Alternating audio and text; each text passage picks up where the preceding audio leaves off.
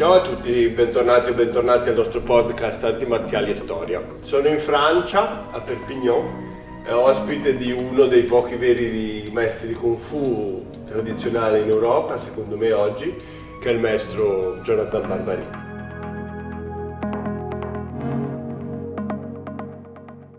La puntata di oggi la facciamo in inglese, abbiamo deciso di fare così. Vi dico già da ora che ci sarà poi una traduzione in italiano e spero anche una in francese. Però una piccola introduzione in italiano. Io sono qui perché appunto, come dicevo, secondo me il maestro è uno dei pochi veri maestri di Kung Fu oggi tradizionali in Europa, ha un'abilità fuori dal comune, ma è anche una persona molto onesta dal punto di vista intellettuale quando si fa ricerca sulle arti marziali e sulla storia. Quindi chi meglio di lui, secondo me, riesce a incarnare quelle due anime che sono il Wen, la cultura, la parte culturale, il Wu, la parte marziale del Kung Fu. Detto questo, let's switch to English. Thank you, Master Barbary, for allowing this interview today. I am here, as I was saying in Italian a minute ago, because you present at the same time two characteristics that are rare to be found in one single practitioner. You are a wonderful practitioner. Thank you. You are, in my eyes, in my opinion, one of the true Kung Fu masters nowadays living and operating in Europe. And at the same time, you are a very intellectually honest researcher when it comes to history and culture of martial arts. There is a sentence in your latest publication, which is this one, The Merciless and Mysterious Fatsan Pakme Kung Fu, in which you say that when it comes to martial arts studies, the most important things to you are intellectual honesty, the truthfulness of facts, and accuracy. And in this sense, I feel close to you, because what I am trying to do with this podcast is to apply this more rigorous academic methodology to martial arts studies. So we have created an interview with some questions about your Kung Fu history and what you think about Kung Fu history and the research. Let's kick the ball rolling. Some personal questions. What is the history behind your Kung Fu? How did you get in touch with traditional Kung Fu? And how did you reach such a profound level of knowledge, both from a cultural and technical viewpoint?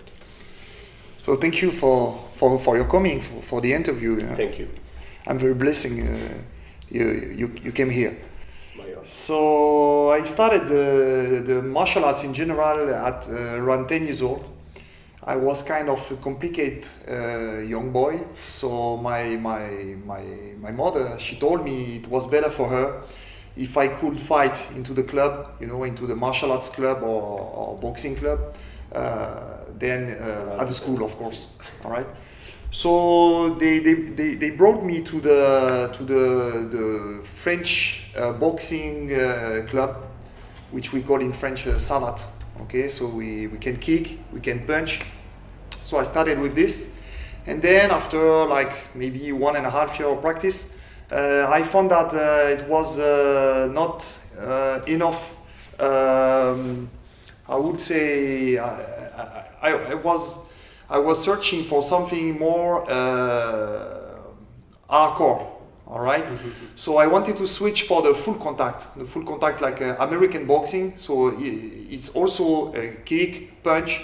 But at that time, the view I had on it was more hardcore sport practice, okay. Because I still consider it as a sport. Yeah, all right? Yeah, sure. Then after maybe 1 or 1.5 years of practice also, I found that it was not enough technical. This is why I started to watch what we can find in Vietnamese martial arts, Chinese martial arts, Japanese martial arts, everything. And then my view stick to the Kung Fu, because I found out we can grab, hit with the knees, the elbows, the kick, making the chinna, so the joint lock, throwing, everything. Complete martial arts. Exactly, much more complete martial arts. So I started at that time. And then in parallel, I also started with the Tai Chi. Okay, I started Tai Chi at 13 years old. Okay. All right. So my Tai Chi teacher was, I didn't know at that time that he was kind of famous in France. Yeah, he was very serious. So we was also doing the application. Okay, so the Yang style Tai Chi, the traditional Yang style Tai Chi, but with the application, the tuisho and sticking hands. Yeah. All right. And then I remember one day I was watching the TV. There was a lot of,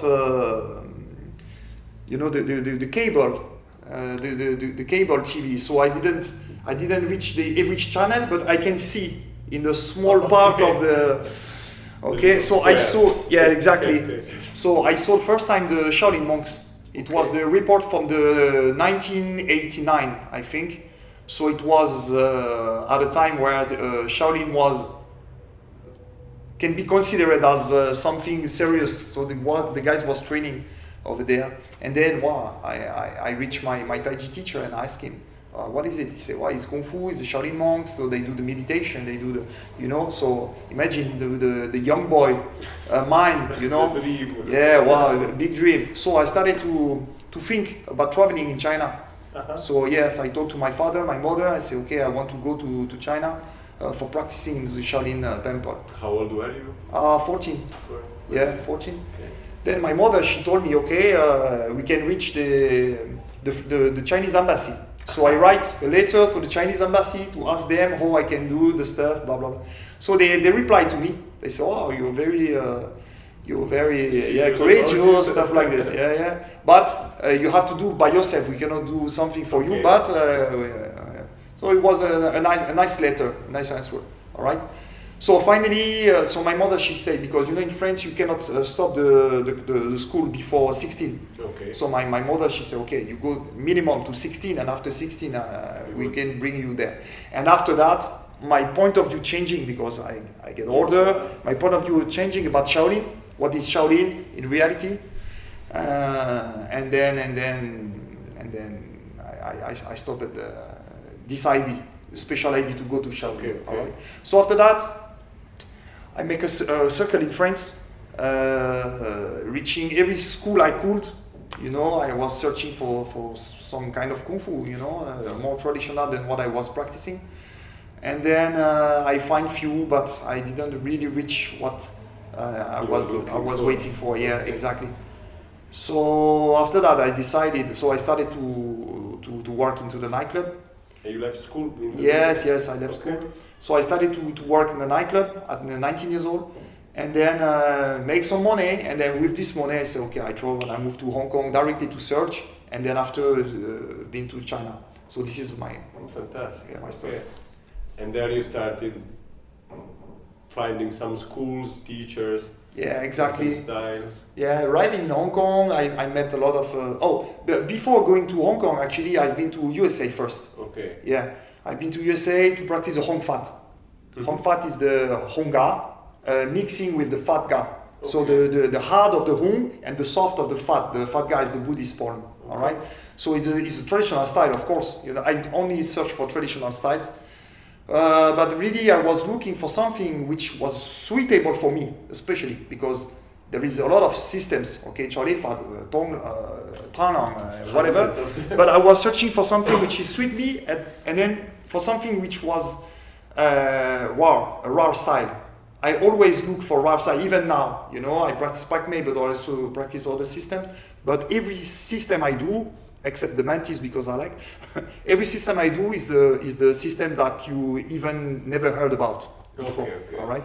Because you have to know that Sifu Barbary is a true possessor of some very rare Kung Fu styles, weapons.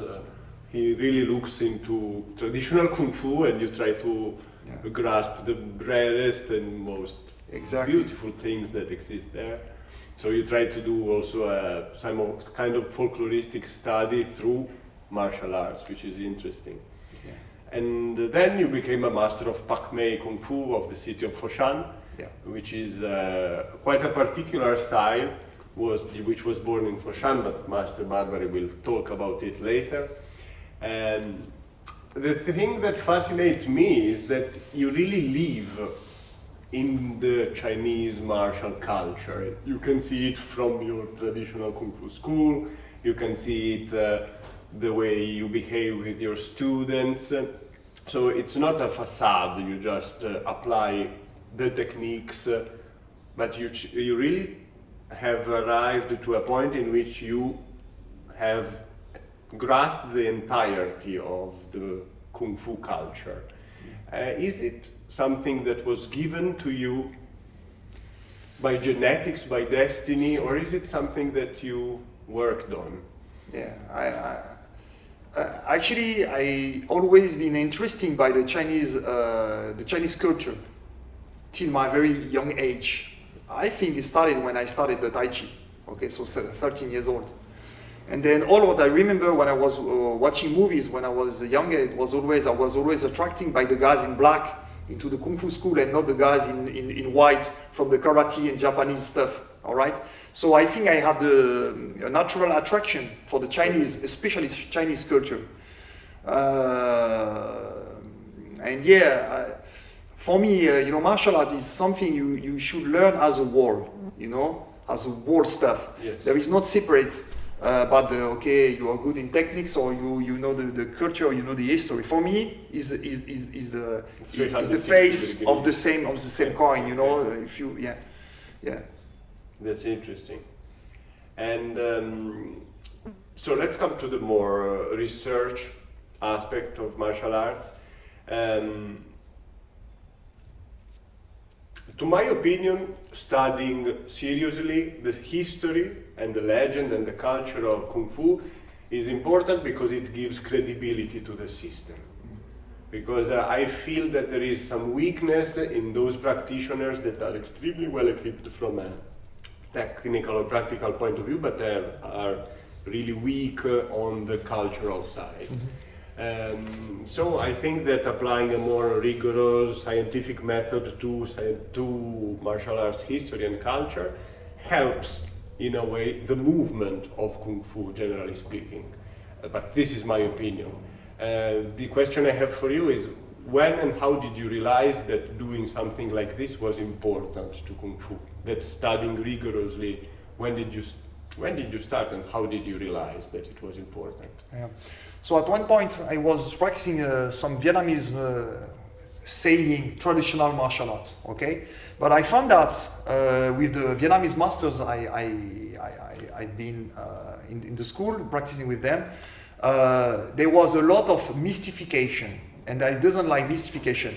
I think by nature I'm someone which is very pragmatic. I doesn't like lies. I like the stuff which are clear and then pragmatic. And then the Vietnamese we had in France, who was teaching the Vietnamese or Sino-Vietnamese martial arts, they was always saying stuff which was for me inconsistent, or I felt there was something wrong. Okay. So I started to read more and more and more, and then I had the chance, I would say, to have in hand some books which some historians started to have interest into the Chinese martial art history. For first in France, we have José Carmona, which wrote a book in the 1999, which is from Shaolin to Wudang, the name of the book. Okay, but inside this guy he has a formation in sinology.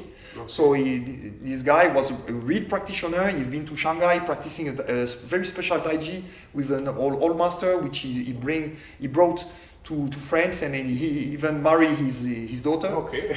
So this guy was very, for me when I was younger, was very important into my understanding of the martial arts, because he was talking something which seems to be very real. Okay. And not mysticism. Okay, and the all right? legend. Okay. Exactly. So after that, when I started to search, and always same stories, the five ancestors, the Shaolin monks, we did this and that, the Shaolin warriors and this and that, or the Wudang, also the Wudang monks who do the meditation and the martial art. Always storytelling for me, and then I started to write books in France for myself, I started to explain to the people, okay, for me, Chinese martial arts should be this. So you should understand the history. You should be able to apply your system. If you do the kickboxing when you do the Tanglang, for me is the problem. You should be able to apply your Tanglang, for example. All right. So this is my really Path. I think yes, most important idea, you know.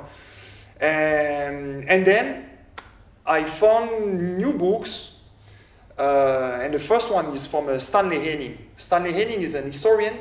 I think he's from UK, but he lived in China for years, and then in Taiwan. And then he was the first to discuss about the Bodhidharma legend, Chan San Fei, internal vs external, etc. So Stanley Henning for me was a good point, starting point. Okay. All right, and then into the early or middle of 2000, okay, there was the scholar study about martial arts starting to erupt. So I started to have the books of all of these guys. So Paul Bowman from the I think Cardiff University, or Peter Lorge. Write a very important for me, very important books for everyone who practice Chinese martial arts should have this book. It's from the Antiquity to the 19th century, something like that. Peter Lorge. Peter Lorge, exactly, Peter Lorge. So all of these guys, there was debunking myth, okay? So for me, that was the starting point of my academic, and it was sweeting my pragmatic way of thinking, practicing, and searching. Yeah. And do you think this affects your practice as well? No, totally different. Okay. Totally different because my point when I started to search, even very young, all right, like 15 years old, when I started to think, okay, Shaolin is not what we think it is. Mm-hmm. When I started to search the system which should suit me, the system had to be practical. That was the most important step for me, all right? Very practical. For me, practicing the forms and practicing the application is something which should work together. If you practice a form and then you cannot apply it, or your system is no good, or you are not enough, not good enough, or you don't understand how to train, all right? Yeah. But this, and then the historian side is nothing in common. No link. All right, okay. But as a human now, all right. But if I would talk a bit about philosophy, at least my philosophy is that I think a good martial artist should be as equal, evaluate into the Chinese history and culture, and then into the practice actually. Yeah, I agree with that. Yeah. The when and the who, what we call the when and the who. Yeah. You're a good balance between I try my best. You are. And how do you carry out your research? I know you travel a lot around China every year, every time you can, but you also study at the university. So how do you carry out your research between all the sources that you can have? That is the narrative of your masters, their myths, their lore, a more academic university, traveling. I know you traveled around China in order to find, for example, the origins of the monk Pakme or the five ancestors. So it is interesting to me, not just books, but books, traditional sources, and traveling around. Yeah, I understand. So yes, it's always start with the books. All right. When you have important books as the academic, you know that when you have important books, there is bibliography. So the bibliography always lead you to another bibliography and bibliography. So like this, you can make I would say a strong basic knowledge. Mm-hmm. All right. So once you understand that, you cannot believe everything happens. Everything's people saying. All right. And then into the Chinese martial arts in general, the Chinese master, they are not historian. So what they say what their master said before and before, like this, and so on, repeating exactly. And why they're repeating? Because they are not historian, they are not a researcher. All right. So they just good practitioner maybe, and then they just repeat what is saying. So for me, with this basic of books is easy to understand when you heard a story, if the story is fake or is storytelling or not. You know, it's kind of very simple. It's became common sense. Sure. All right. And then I can tell you 100% of the system, 100% of the storytelling is fake. 100%. Yes, almost. Yeah, almost. I think at least up to 2 generations, we lost the way. You know, the real story, the reality. Yes, I think so. So I started with the books for sure. I think it's very important. And then, yes, after that, you have to travel to speak to people, and then if you can find a factual material and evidence, exactly. And then, yes, you was talking about my university courses. I study anthropology. I started studying anthropology because in France we have the Quai Branly. It's the museum about the anthropological museum, which I think it was in 2019. There was a conference. We can say that in English. Yeah, sure. Conference about the Chinese martial arts, leading by anthropologists, French anthropologists, but some who do the research in Taiwan, some in China, everything. And then for me, that was the point of switch. Exactly. I understood. I hear this for like all day like this. I hear this. I say, okay, look, these guys, they are doing what I want to do, like amateur. Yeah. All right. Sure. So I say, if I want to be more academic, more serious, I need to have the stamp for the university, and then the methodology. Methodology is very important. Yeah. So this conference really for me was a point. Okay. So you were basically studying at the university to better understand Kung Fu culture. Absolutely, 100%. Yeah, okay. I was already writing my books, and then more I write my books, and I hope more my books are getting better. All right, and I think I can jump a stage again. Yeah, sure. Okay, going forward more and more. All right. So this was very important for me. And then you study anthropology. So I started the courses of anthropology. Okay, absolutely. Okay. And I will continue. I hope I will get the PhD. I hope. I will going forward and forward. I try my best. Whatever, I already learned methodology and how to make an ethnographic field. Mm-hmm. All right, so that we already started. So that's very interesting. Which is you need to go on the field. So anthropology and ethnology, you travel to some places, and then you have to talk with people. So making interview, all right, finding papers from the subject you are searching about, and then what we call the participant observation.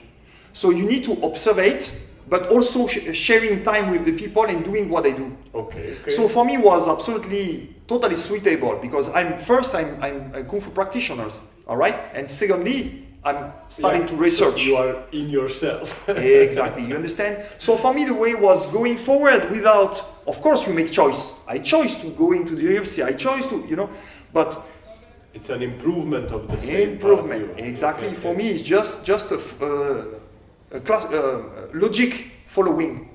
Logic following. All right. And so you have to speak with Chinese people. You have to study Chinese culture.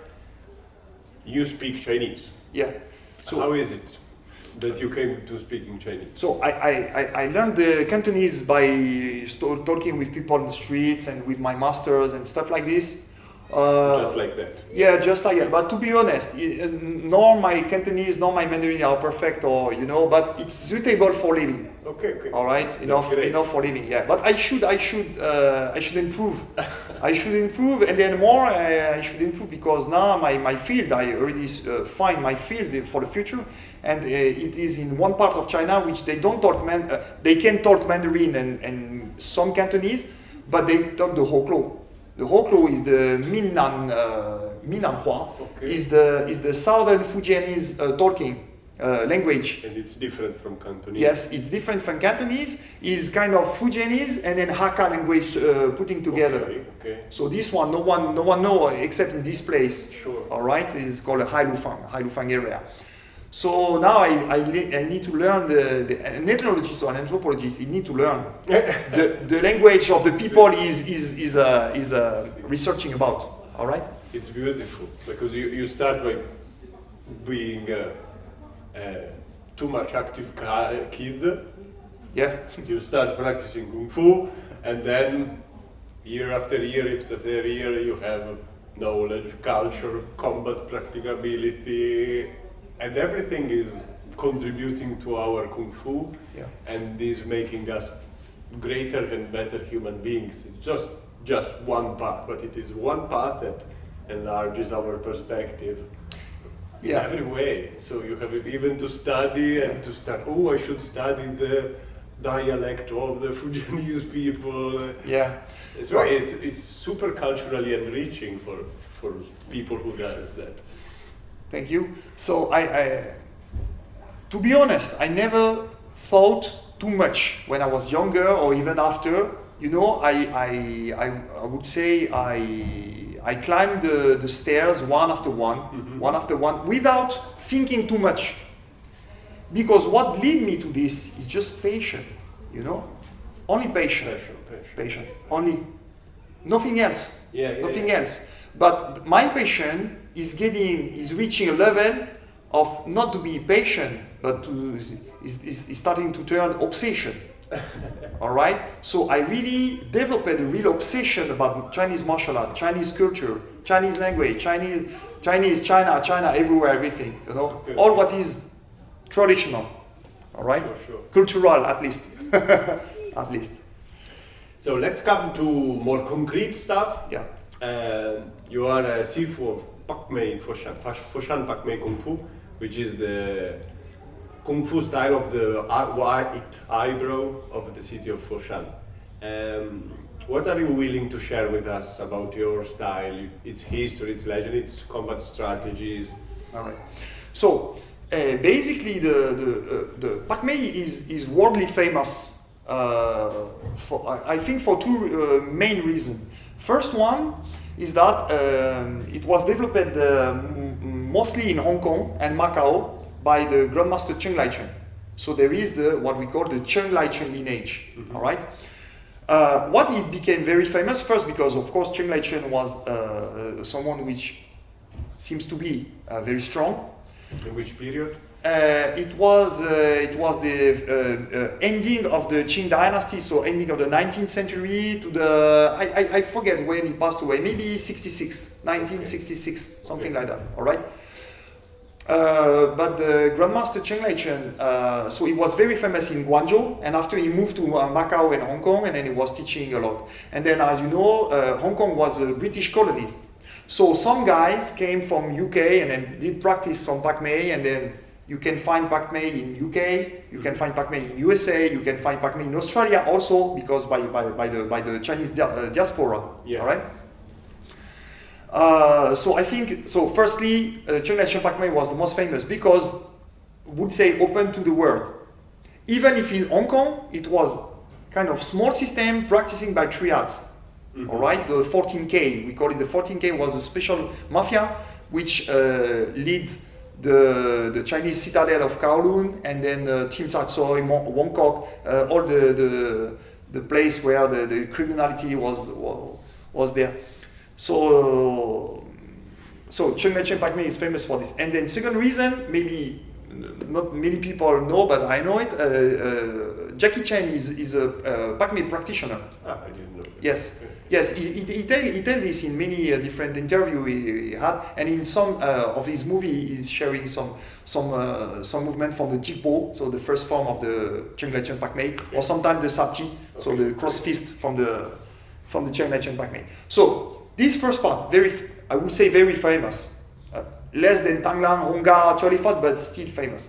And then my lineage, which is born in Foshan, okay, by my grandmaster, created or at least fixing by my grandmaster Lao Suleng. And it's very different about the structure. From the other lineage. From the other lineage, absolutely. Okay. The other lineage, they have the turn to for Chun, means the floating, sinking, expensing, and closing. Maybe some English speaker will say I'm wrong, but almost this idea, all right? In Fat and Pakme, we don't use much this kind of power. We use the hip power, all right? Which is very less in Chun Pakme. So it's changing a lot about the way we produce the power. So the structure is not the same, all right? And then my grandmaster Lao Sulan was a very fierce fighter. It was very famous in Foshan. He was teaching aggressively, all right? So I think he shared his common idea was also in the past practitioner of when he was younger, a practitioner of Hapka. Some people say Cholefat, so they are long hands. And then because he was living in Foshan there was the Jinwu Association, a strong Jinwu Association, basically more stronger than the Guangzhou one. Yeah. You know, the people don't know that, but Foshan is smaller than Guangzhou, but the Jinwu Association more strong. Stronger. And then Foshan is the original place of the, would say, Wing Chun. Honga, Cholefat came very early in Foshan also, and then Longying also came very early, and then the Pakme, Chun Pakme first, and then Lao Sulang developed his Pakme. When I see it, it resembles to me, at least as far as I understand, that it has some similarities with some other Hakka styles, but it hasn't some common origins with them. Look, it's hard to say because what is Hakka style again is hard to develop. Even for me, Hakka styles I would separate in two different branches. The Hakka style which are practicing into some Hakka village, okay, for 150 years old, 200 years old. Okay. And then the Hakka people would develop the martial arts when they reach the biggest city as Guangzhou, Hong Kong, etc. Which is the case of Chun Lai Chun and then Chun Lai Chun Pakme and then Longying, Lam Yu Kuei. Lam Yu Kuei and Chun Lai Chun, for example, there was Hakka people, but they wasn't living in the village as a small system from the village, even if they have, of course, knowledge of the past martial arts from their own village, for sure, all right? So there is always a roots to the Hakka systems. But, okay, it depends how we categorize the stuff, okay? This is also an anthropology approach, thinking, you know, it depends how you categorize the stuff. So for me, I would not put in the same box the Hakka system from the Hakka village and the system developed by the Hakka people who moved outside. Yes, because of the how can I say, they share martial, they learn from some other system than just a Hakka system. Yeah. All right. And your Sijol Lao Suleung apparently has done this stuff. Yes, of course. But look, this is more exactly. This is what I wanted to talk with you about. This for me, very important. This subject about the tradition. What is tradition? Tradition is not something which is fixed and always the same throughout the centuries. It's impossible. It's not fixed. It's impossible. Humans are evaluating. All right. The thinking is evaluating. How you can imagine something as cultural is not evaluating. Everything is evaluating. Honga, Cholefat, whatever. And then every system is born one day, for sure. But every system is born one day on the roots of other small systems from village. Most of the time is this case. Most of the time. All right? So it is important to make people understand that Kung Fu evolves. Traditional Kung Fu evolves. Traditional Kung Fu styles do evolve. They are not the same, and they must not remain the same. Otherwise, they are dead. But just dead languages. It's the same stuff. Latin. Once you don't speak it anymore, it doesn't evolve, and it is dead. Yeah, absolutely. So if you want to test the practicability of your style, you have to practice it, you have to develop it, you have to be free in the roots of the tradition that was given to you, but I believe you have to be free as a practitioner and as a master. For sure. And it is your credibility of practitioner and master that allows for the development of the style. Absolutely. If you stay behind your eyes closed and I practice this stuff in this way. Absolutely. But you know, this idea is very Occidental. All right. So of course now, if you go to Hong Kong, if you go to China, the people will talk about the Chuantong. Chuantong means the traditional. They will talk about. But look, this is something new. The people doesn't know that, but it's something new. In the past, in China, what they wanted to learn? They wanted to learn. The people doesn't ask question to the master. Who is the master of your master? No one asked it. Okay. No one. This is not Chinese mentality. It's not. Because Chinese people are more pragmatical than what we thought, what we think. You want to study something that's they wanted that is useful. Look, you live into one village. There are 3 masters. You go to the one which is the best fighters. That was simple. Yeah. All right. It's not about the lineage. It's not about who is the master of your master. This idea, which is still exists now in China, actually is coming from the Occident. You understand? Okay. Si. We have the idea about the tradition. What is the tradition? What is your lineage for 100, 200, 300 years ago? Which is never the case. But when we think about this as Occidental, and then we go back to China, we talk, there is come and back about the idea, even with China, about their own martial arts. Yeah, all right? Of course, this is a cultural crossing. All right? So this idea of tradition with strict lineage and then cannot touch because it's sacred martial arts doesn't exist in China, basically. Doesn't exist. And if some people now think like this, it's because it's a new idea.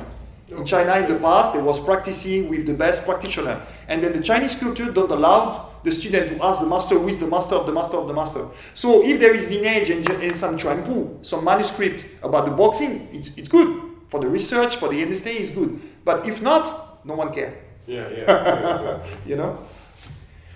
And so let's open the page of the 5 ancestors, because Fatsan Pakme, legendarily speaking, derives from one of the 5 ancestors. I know you have studied this history, this story a lot. What are your conclusions about this myth of southern Chinese martial arts, of the destruction of the Shaolin Temple, the destruction of the southern Shaolin Temple, the flight of these 5 monks, among which should have been Monk Pakme. I know you have traveled a lot around China and Fujian to find where the real southern Shaolin Temple was. So what are your conclusions basically about the myth, its importance, its historical accuracy, if there is one? So now the answer is very clear. There is no doubt about. All right. There was one Shaolin Temple. I start with just talking about Shaolin Temple. Exists northern, southern. What is exactly? Simple. Shaolin Temple is from the Songshan Mountain in the Henan province, the one which you can see in the movie. That's the original one, firstly. But this temple was not a small and poor temple alone, hidden into some mountain. Okay? Shaolin Temple was kind of rich. He have lands, so he also got a subsidiary shrine and temple. Okay, okay. All right. So there was actually the biggest, and they have small temples here and there. All right. So the people say the southern Shaolin Temple in Fujian province is it's factual stuff, but it's not. Okay. First, which place? Very hard to say. Okay, so now the Chinese government, they say, is the Puchen or the Julian mountain or the Chuanzhou, all right? But actually, none of this is even written into the manuscript, into the Shaolin temples, all right? There is no relation. There is no records. The north and the south. No records, first. but there is records of the Shaolin temple which have subsidiary temples. Okay. So we should have it, all right? So southern Shaolin temples, factually, no proof exists one day. Okay. All so right. No southern Shaolin temple, officially speaking. Yeah. But how is it that the myth was born then? Yeah. We will reach it. But because I want to talk about one temple which no one knows, and it's factually a northern Shaolin temple. Is in Tianjin. Okay. The one in Tianjin is original Shaolin temple, and it's called the Bei Shaolin Se. Okay. So the northern Shaolin temple. So now we think about, the people think, okay, northern Shaolin temple is the one from the Henan province, the original one, vs the southern Shaolin temple from the Fujian province. But actually, cannot say southern because would say it doesn't exist. Northern Shaolin temple is not northern Shaolin temple, it's just Shaolin temple. And one temple, the only one temple from the subsidiary temples of the Shaolin temple, is which called Bei Shaolin temple, exists in Tianjin, in Tianjin mountain. All right? That is written into the manuscript. All right? It's clear. The place, and now they built it. They rebuilt it. Yeah, rebuilt it. And then there is martial arts in one village which was practicing in this time, in the past, still exists. Okay, all right? In Tianjin. So the myth of the southern Shaolin temple, who it came? In 1761, there was a group of monks leading by monks, which his name is TC, which started an organization which basically was sharing, helping organization for the poor or stuff like this, all right? And then this monk started a story to legitimate his new organization, which became a sect, which now is famous with the name the Chine du Nord, the earth and the even and earth society. Even and earth society. Also, some people call it Hongmen, because in the 18th century, China was under the power of the Manchu. So it was not the Chinese original Han. All right. So some of these organizations started to help each other, but they should legitimate against the.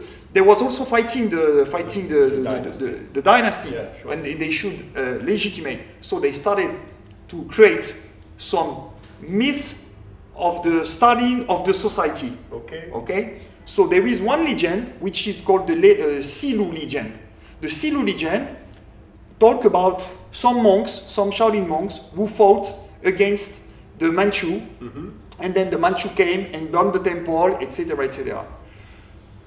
So this is writing into the Huaibo. The Huaibo is the manuscript of the society manuscript. Okay. But in fact, nothing written in it is factual. It was just a way of legitimate the storytelling. Exactly. But this society, the Chine du Nord, there was, of course, after time, there was leading martial arts, I would say groups, to defend themselves and to be able, because first it started as the sharing organization, and then it's turning to the criminal organization. Yeah, so they need a political power. Political power, exactly. And then they was strong. They was strong in the south. And there was the ban on practicing martial arts by the government. I think this helped too in creating the myth. Absolutely. But why? Because the monk TC, as I told you before, the creator of the Chine du Nord, he was a monk from the Fujian province. Okay. And then they used the place where they was practicing the martial arts. They use the place. They give the name Shaolin Garden, Shaolin Temples, Shaolin this, Shaolin that. Okay. Because of the memory of the big ancestor from the Ming dynasty, which legitimate their own mythology. Yeah. Understand? This is why the people after that they was searching in Fujian where is the temple, the southern Shaolin temples, and then when they find a temple with some weapons inside, they say, wow, it should be this, all right? But there is no historical proof. And then most of the historians now, they think never exist. Okay. Yeah. And you went to M.A. Shan as well to... Yeah. So you did this journey to Fujian, and then you went to M.A. Shan in order to find whether the monk Pakme, if he exists... No, not really. No, when I've been to M.A. Mountain, it was more about traveling in a poetic traveling into the original place of the mythology. Okay. All right. But no. What I talk in my books about the MA martial arts and MA monks stuff like this is come from some manuscript, some old manuscript and some books.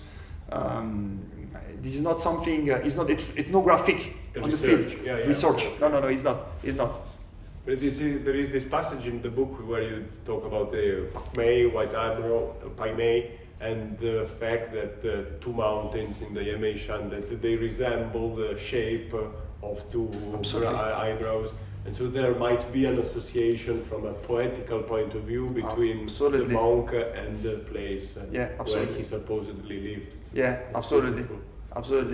Yeah, but after, the problem is that with China, and then even with us, our own mythology, even the Greek mythology or the Roman mythology or everything, it's always sharing ideas. So it's very hard to take out the truth, the fact, the stuff, because it's always a mix of maybe factual people, the guys who really live there, but what they say about is totally wrong, and then it's always making story like this, so it's very hard to... Yeah, in the last interview I did with Professor Daniele Bolelli, he was talking about this concept of when one person invents a tradition that did not exist in the past, but that is useful to you in the present moment. So you invent a legend, a tradition, which was based in the past, but it never existed, but it gives you legitimation nowadays. It's always for legitimation. You are stronger. Always. Absolutely. Always. And this is the same stuff and the same history with the monk Ngmui of Wing Chun. Yeah. So the monk Ngmui, the non-Ngmui is the same. So we can talk about the non-Ngmui from the Wing Chun, and then we can because they share the same story as the monk Pakme, all right? The first ever writing about the monk Pakme, 1893. 1893, exactly in the Wanyan Qing is the wuxia. The wuxia is the martial novel, all right? And then this novel after that was copied. So changing. So you will never find the same 5 ancestors. Never. Always the name is changing. Always the story is changing. Sometimes the non-Ngmui, she's a traitor. Sometimes the non-Ngmui, she become the hero. Etc. So all of this is come from the literature. Absolutely, literature. And what? As we told before, okay. The Chinese masters, there was no historian. So they find a book. Yeah. Sure. Okay, I see the non-Ngmui, but in my system is non-Ngmui. So, for example, Yip Man, he say the non-Ngmui she's from northern Shaolin Temple. Yeah. But actually it's come from, into the wuxia, it's come from southern Shaolin Temple. So you see, it's always changing story. In your opinion, from a technical viewpoint, is it really plausible that Wing Chun was created by some women or not? Okay, look, there is some people which are better than me to talk about Wing Chun, all right? So I care about what I say. But for me, okay, if a system can be invented by women, yes, of course, happens happens, for sure happens. Of course less, because again, it's about history. We have to understand the Chinese society at when and where and how, all right? So it depends when the system and where the system erupted, if there is segregation of the women, if they could go out, if it was allowed by the society for her to practice martial arts or not. That's very important. Yeah, because the history of the nun and Wing Yeah, but- Chun is very beautiful. Yes, of course. It's very fascinating and inspirational.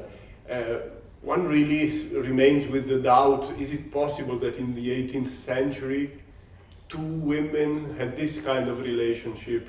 It is possible, it is Why not? so Why narrow. not? You know? But maybe. And from a technical viewpoint, as far as I understand Wing Chun this little bit, it may be possible. But Yeah. I hope so, I really hope. So you have Benjamin Judkins who writes beautiful books, books, academic books about the Wing Chun. So I think the answer should be, There. we should look there. Yeah, ask him. You know, not me about this. Okay. Yeah. One last question. What is, broadly speaking, generally speaking, of the Chinese martial communities you who are in contact with, what is their reaction towards this more academic research? Are they interested in it? Do you talk with them about it? Are they pushing it away? Yeah. Because in my Westerner society, I find practitioners that are very open to it. I find some other practitioners that, oh no, Chan Sanfeng did really exist. He did that and that. How do you know that? Yeah. So what is your experience? Okay. With the Chinese, it can be very different. So first, as you know, I practice different systems. Okay. For example, I practice another. So let's start with the Pakme. My Pakme lineage, my master doesn't like when I talk even about the Chenglai Chen lineage. Okay. Starting by this point, starting to be a trouble. Okay. All right. He doesn't like I travel to some other place to practice. So I say the less I can, to be honest. Huh? He knows that? Yeah, he knows. Okay. He doesn't You don't like. speak He about doesn't it. like Okay. much, but it's okay. So you can't speak about academic research and all this, of course. No, look, I do my first books in 2011. My first books, I just put photo of one of the Chenglai Chen lineage, Pakme Chenglai Chen lineage, which also was in parallel with the Foshan lineage in Foshan. He saw the photo of the guy, he doesn't like the book for this reason. You understand the kind of idea. So I have to be careful about it with him. Some other is different. So now I'm going forward. I do practice the Yue Jiaquan. So from the general UFA. Okay. Saying from Yeah. the general UFA. Of course, it's not straight to him, but Yue Jiaquan from the Hubei province. My master over there is one guy which is passionate about his UFA and his system, and then he was searching for 40 years in all the villages, finding the manuscript about the lineage of the name of the Yue family, the soldier of the Yue family's soldier, you know, and under the commandment, you know, of the UFA or his sons. All right. Beautiful. So this guy is searching. This master is searching. All right. There is in Guangzhou. There is a Ma Mingda. You know Ma Mingda with him? No. Okay. He's the practitioner of the Trombei, a bit of Baji, but basically he's a Trombei Pigua and a bit of Baji. He's very famous in China because he's a professor at university, and his father or grandfather, maybe I don't want to mistake, Ma Feng Tu. He was very famous into the 1930s. Mm-hmm. Okay, he was good practitioner, good fighter. He traveled a lot in China. All right. Okay. So his family system is strong, very famous, and him is a historian of the university. Okay. So it's great. So he does this. Yes, exactly. So it depends who, where, when. How the mentality of the person. Mentality of the person. But most of the time, for my personal experience, because what I do mostly, so you will never met me into the Beijing Wushu University or Shanghai Wushu University or stuff like that. You will find me in some hidden village practicing a clanic style, a system from the lineage, a special lineage, clanic lineage, so a clan. And most of these guys, they are not educated, all right? So they just share and repeat what the master said before them, that's all, you know. And then they are not open to the world. Even sometimes to be accepted is hard, sometimes, you know. So talk less and do more, you know. Show what you can do and then say less is better with them. Thank you. Just for the end, any suggestions of books, films, Yeah. masters, schools, or any suggestions for those who are listening? Okay, for the masters and schools is simple. I find that the most, if you search for some kung fu, the most easier is going to Hong Kong, because in Hong Kong people they still some masters, not all, but some masters, and also for living is more easy because some people speak English. Mm-hmm. All right. In China, it's very hard if you don't speak English, if you don't speak Chinese. No one of my masters there they speak even 2 words of English. Yes. Secondly, you can go to Taiwan. Taiwan also is more open than China, etc. But when people say the Chinese, because of the Chinese Revolution, there is no more traditional kung fu styles in China, I can tell you is 100% wrong. When I travel to China, I try to go into some hidden villages, places, etc. And then for my anthropological field in the future, I can name you one place which is 200 kilometers square, only 200 kilometers squares. There is more than 30 systems that you never heard in your life. Mm-hmm. All right? So for me, good. If you go to Hong Kong, you will enjoy. If you go to Taiwan, it's also okay, it's easy. But if you want to find something which is raw, which is what I'm always searching, it's much more interesting. The countryside. The countryside, exactly. All right? Secondly, if to answer the question, because I was a bit out, but I wanted to say this. About the books, again, read historian books first. So we named them already. All right. In English, there is few now. Yeah, there is few. So Peter Lorge, Paul Bowman, Ben Judkins, Stanley Henning. Well, all of these guys they write substantial stuff. There was this book by the French researcher about the José Carmona, yes, but only in French, this one. Okay, only in French, yeah. And the one about the escort. Oh, yes. This so was a very good book. Yeah, of course. Because he's the academic, he's the, we call it in English, maître de conférence. Maître de conférence, like a university teacher, like professor of the university, and then yes, this guy he spent a field for 3 or 4 years researching about the CE trend, and then the escort armed in the north, exactly in the Shanxi province, especially. Yeah, these books it's beautiful. Thank you, Sifu. My pleasure. My pleasure.